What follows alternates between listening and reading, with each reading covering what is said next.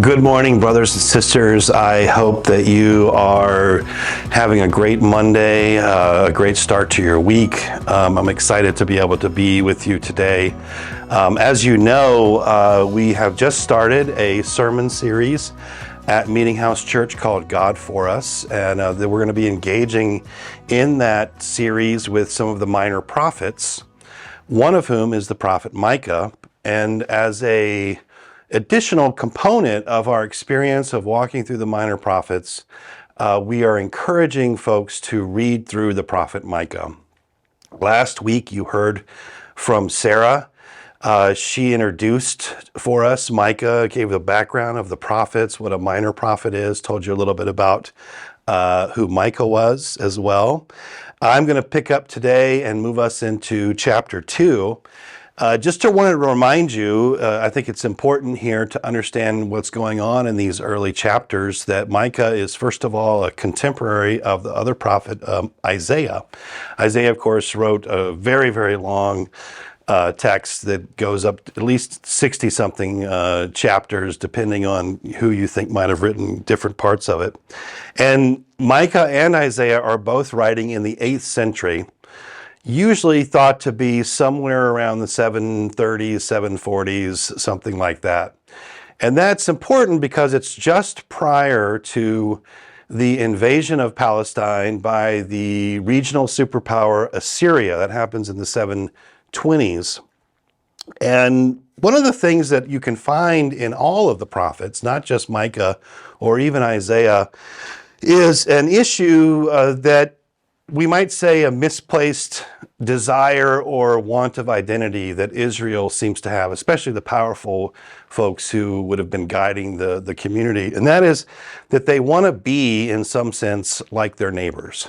They want to be like Egypt. They want to be like Assyria. Later on, they want to be like Babylon. In fact, one might even say what they want maybe is to be an empire. One of the great places where this kind of starts, we find in 1 Samuel chapter 8, where the people clamor for a king, even though Yahweh is already understood to be a king. And eventually, of course, God relents to their demands, chooses Saul, later on chooses David. And when, if you read that chapter 8, you'll see that when the people clamor and say that they want a king, and the reason given is because they want to be like their neighbors. They want to be like these other great kingdoms and powers. The problem, though, and this is something that really much of the story in the Hebrew scriptures lays out, is that the ways of empire do not necessarily correspond to the ways of Torah or the ways of justice. Empire really is predicated on oppression, right? It presumes oppression. It presumes taking land, taking resources, taking human beings, and extracting materials and labor, et cetera, from those folks. Well, in Torah, the vision is justice. And justice in Torah doesn't necessarily mean that, you're going to get held accountable for this, that, or the other. It really has to do with making sure that everyone has access to a flourishing life. So when people are barred from having access to that life, in other words, when their land is taken, or when they are enslaved, or when they are forced to send their sons and daughters to serve the imperial interests, that is not necessarily a just situation.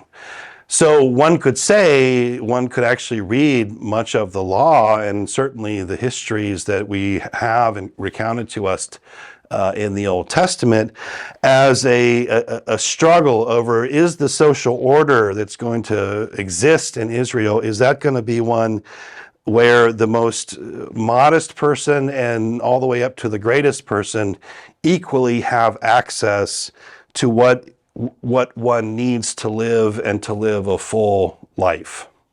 Now, with that background in mind, we, I think, begin to understand Micah and Micah's complaints, and really Yahweh's complaints through Micah a little bit better. Because by the time we get to Micah, what we find is a very dire social situation. This already you hear in the first chapter, but now as we turn into the second chapter, it becomes even more pronounced. And what we hear there is that the powerful really have no problem allowing their greed and their covetousness to drive their practices. So the text actually tells us in verse 2, it captures this very, very well. It says, quote, "They covet fields and seize them, houses and take them away. They oppress householder and house, people and their inheritance." In other words, the situation in Israel is becoming one that's clearly radically divided by those who have a great amount of power and possessions and those who don't. And the ones who have that power and those possessions are actually actively oppressing the people who have very little. So this is really a situation in a sense of injustice. And this is what Micah and Yahweh are trying to address in this oracle, this chapter 2. And one of the, I don't know if it's comedic, but certainly one of the most interesting parts of this chapter is Micah's sarcastic naming of the fact that not only are these powerful people doing this, but they have their own prophets and preachers who speak to them and essentially justify it, right? These people who essentially, I think we could say, tell them that living a life of justice and love of neighbor doesn't really matter if you want to be right before God, because all God is going to ever do is to bless you, right? The presumption being, as long as you offer the right number of sacrifices, you say the right number of prayers, you have the Lord's name on your lips, you have the right incense, everything will be fine. Well, that, as we find, as we move through Micah, that is not at all what God wants or what the Lord requires.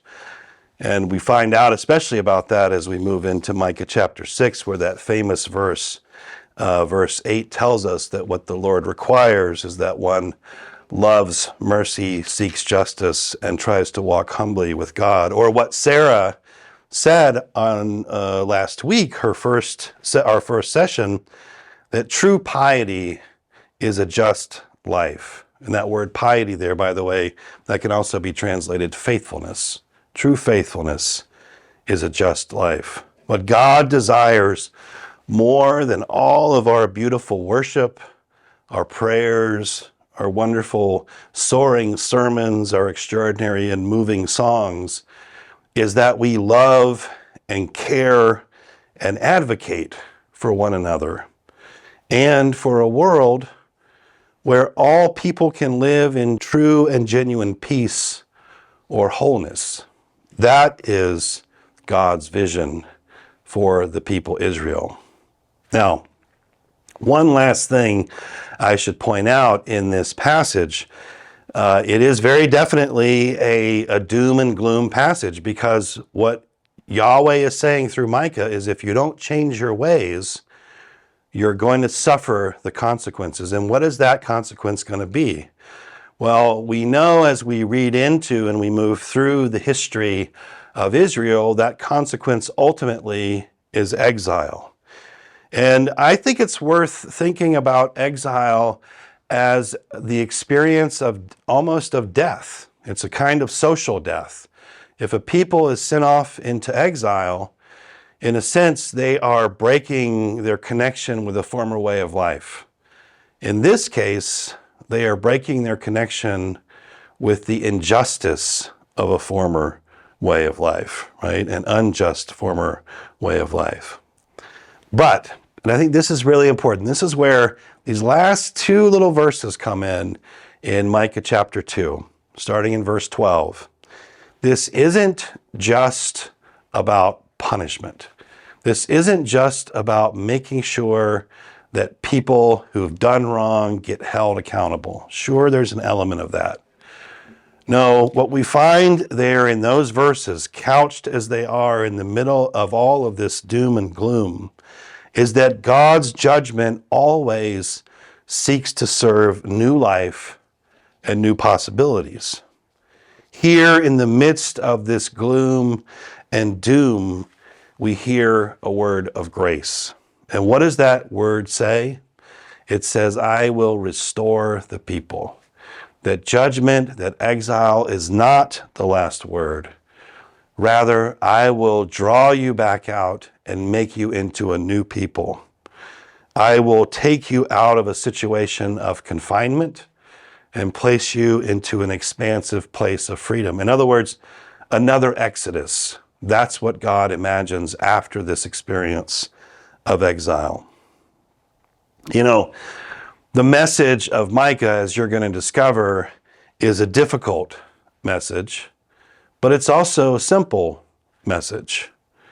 It's the message that we started with, that true piety or faithfulness is to live a just life, that love and care for our neighbor, even and especially the neighbor whom we don't know, or perhaps we don't even like, that is the imperative of the gospel of God's reign. That is at the heart of the life that God is calling all of us towards. That's what true righteousness actually looks like.